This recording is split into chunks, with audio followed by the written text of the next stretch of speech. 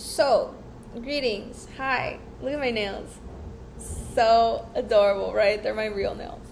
Um, I recently have been feeling these strong urges, like this insatiable hunger lately. During this last couple of weeks, and I know that some of it is due to the fact that I've been working out way harder and I've been lifting way more weights and I've just been really believing in my abilities to train hard. So I think my body is like, hey, we'll compensate with more calories so we can cover the metabolic burn. But also, I think the reason that I'm feeling this insatiable hunger is due to the stress that I've been feeling due to the last couple of weeks of my coding boot camp. And I had a thought. I have been having these thoughts of like, my past coping mechanism has been to like binge on really unhealthy food and then feel really horrible about myself and then like puke it all up, right? Like that's the bulimic sort of cycle, eating disorder cycle. Or my mind shifts into like, okay, we're gonna restrict and not eat for like 3 days. Like we're only gonna drink only liquids. And both of those paths are extremely unhealthy, and it doesn't lead to any long-lasting solution or any long-lasting happiness or doesn't aid my health whatsoever. It in fact impairs my ability to grow in my health journey. So I just had a really powerful thought. Like Taylor just left. He like walked out and he's like, "Hey, I'm going to go, go off-road with my motorcycle." Okay, cool. Have fun. But one aspect of me, one part of me was like, "Oh my gosh, this is so good that he's leaving. Now I have the time to go to the convenience store and get something, that I know I don't want, truly, but it'll be just like my little crutch and I can keep it a secret." But the other thought of me that actually replaced that thought was like, no. Why would you want to do that? Why, if you're already feeling a little stressed, right? Why would you want to add more stress if you're already wanting to take things out on your body because of the size that I'm at right now? Why would I want to add to that level of like discomfort and pain? Why? And the thought that I replaced with it was like, what I actually want is to get lean, right? I want to get a little bit leaner. So instead of going to the convenience store and buying a donut or buying a Pop-Tart or whatever junk I can find, why don't I actually freaking like get on a meal plan? Like if the solution that I'm looking for to distract myself from the stress of actually doing my work is food related, well, at least why not make that distraction have a positive impact on my health? And instead of a diet, like choose a meal plan, which is the only thing that has helped me anyway in the past to get leaner, Oh, Chippy, you're so beautiful, my baby, and you're with me all the time. Also, my sleep has been so much better. You can tell just like by looking at my face. I look so much more well-rested and like I look good. I have no acne. And that is because, I'm just going to put him down because he's getting hot. The reason because I look so well-rested and like not stressed is because I actually have been allowing myself to just feel these emotions and just kind of sit with them. And also, maybe part of me has been avoiding doing the work, but I prefer that 100% and to really take my time and to really come back to the work once I feel replenished than to burn myself out, because that's what I used to do in the past, especially with academic or just any sort of computer skills or logical activities or logical projects. Like I would go so hard, seriously, like study for hours, like dig so deep, and it would be somewhat effective, but at my health's expense. And I don't want to do that anymore. I don't want to do either of those really unhealthy coping mechanisms. I want to be able to sit down, go for a walk, or at least like go on social media if it's going to be a little distraction, but have that be the extent of my de-stressing, decompressing coping mechanism. I want to be able to call up a friend and tell them what's going on and listen in on what they're struggling with and have some empathy and some compassion. I want to be able to process my emotions in a healthy way, because there's so many things going on in the world right now. Like, I am actually so blessed to even be sitting here complaining about how my coding certification, which is already all paid for, and like, just like adding value to my life, I'm sitting here saying like it's so hard, right? It's nothing compared to getting your house burnt down, getting your whole community burnt down. Like, everything that's going on in Maui right now is extremely devastating and sad, and it's scary. And I guess not even limited to Maui, but like what's going on in Venezuela and just all over the world. Like, I guess I'll speak for myself, but right now I have so much freedom, more than I ever have had in my life. So much love, more love than I've ever experienced in my life every single day with HP, with Taylor. I have more financial abundance than ever before. I feel genuinely healthier than I ever have before. And every single day, I have to make the choice to do better, to be better, to think better things every single day. And that doesn't necessarily always mean being as productive or as busy as possible. In fact, while we're here in Salt Lake City, it means doing the opposite of that, doing the least as possible, so that I can genuinely feel relaxed and recharged, because we're about to take multiple flights, be sleeping in multiple different areas and beds and stuff like that. And while it is a blessing, I'm so grateful to be able to go to Texas and then Italy, like all of these beautiful things. I also have been just enjoying the stillness, the simplicity, the rest, the real rest that comes from allowing ourselves to do almost nothing.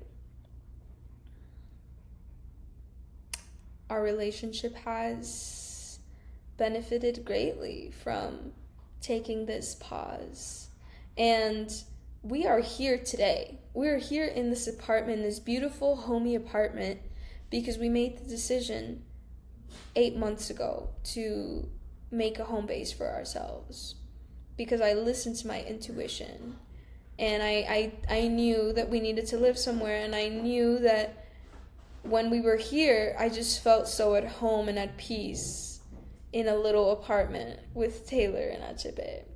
And I had not felt that anywhere else where we had traveled to. No. This was it. And Frida's here, Jake is here, Taylor has a couple more friends here, and yeah. I just feel so grateful. And I was telling my nail tech today, look at how beautiful these are, by the way. Like, I've never had nails like so beautiful in my life. Like, these are definitely the best manicure I've ever gotten. best design too. Like, I love the clear. Like, it just looks so pretty. How could it not? I was telling her how I'm literally, Taylor and I are on our way to becoming millionaires. It's only a matter of time. And that is absolutely wonderful. And it's exactly what both of us intended and wanted. Like, this didn't happen by mistake. It's not like all of this landed in our lap and suddenly here we are, super privileged, super radiant and happy and healthy. It's not our genes. Like, it's not a coincidence. We want this. We want the life that we live. And that's beautiful, to really feel free in the life that we've chosen, in the life that I've chosen as well. I look back at some friends, women I knew years ago from Portland, and I just see such darkness and such, like, their souls are lost. And I see that, or at least their light is dormant. And I look at them and I think back to where I was in my life when I was around them, and even way back, right, to people, my friends in middle school and some friends in high school, and I look at them now and I'm like, wow, like, I have come so far, and more than anything, I mean, spiritually, mentally, emotionally, and of course financially, but first and foremost, spiritually. My life has changed, and secondly, mentally. Absolutely. So I'm really proud of myself to be able to witness what thoughts are destructive and what thoughts are actually constructive. It's taken in a very open mind, and I think that in being challenged in this relationship with certain circumstances that have been very painful to witness, and also differences in beliefs between Taylor and I, has really shown me how to open my heart first. Like, that is the first step, is like really open my heart to this person, ask them to do the same. And if once we're at the heart level, it's so much easier to just love them, you know, because our minds will always find ways around everything. Like, oh, you see blue, well, I see purple, and that's my mind, and I will stay seeing purple, and the other person will stay seeing blue. And it isn't until there's a heartfelt moment from both people at the same time where it's like, oh, wait a minute, I do see how you could see the blue. It's actually a beautiful blue tone if I really look at it from that angle. Yeah, do you see the purple? Oh my gosh, yeah, I kind of do see the purple. I never thought about it or saw it that way. That's what's required in order to really grow, in order to really love ourselves and each other. But in order to love each other, we have to first protect ourselves and nurture ourselves and care for ourselves. And that's why I think the whole concept of our relationship with food, whether we're under-eating, overeating, or obsessing about what we're eating, is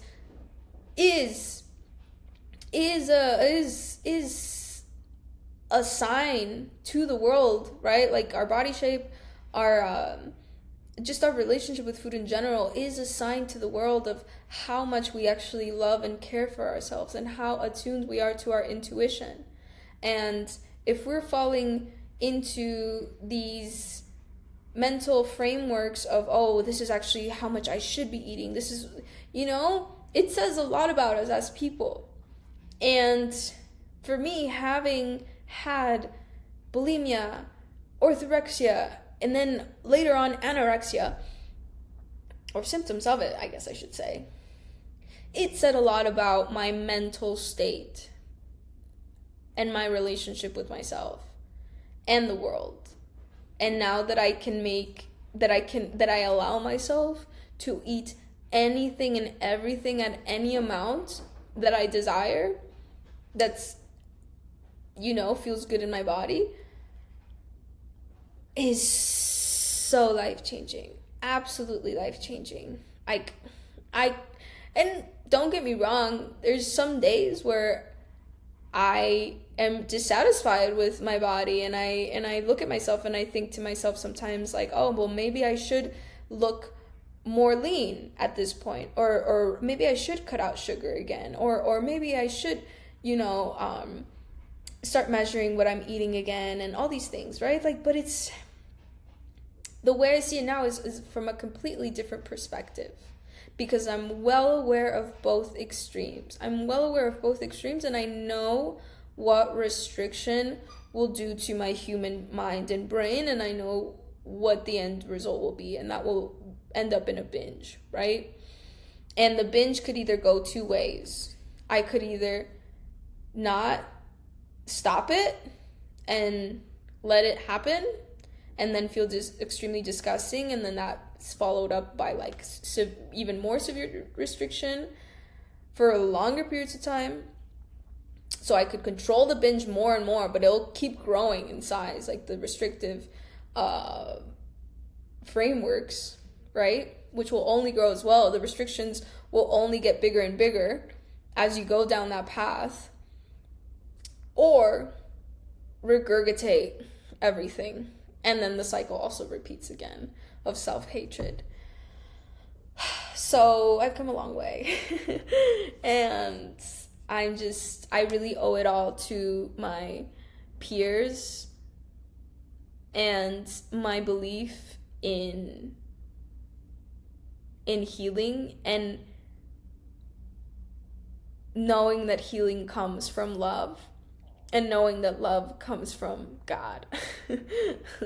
So it all really goes back to that. And I'm not afraid to talk about spirituality anymore. I think it's much needed, and I think that is what my soul has been calling me towards. That's what my soul has been calling me towards for a long, long time. And that's really what has pulled me out of all the dark scenarios in my life. And am I glad that I lived through them? Absolutely. Because without those dark times, I wouldn't be able to reach the light to the extent that I have. So that is my share for today. Happy, healthy, and just wanting to keep focusing on my goals and pour as much energy as I have into what God's purpose for me is.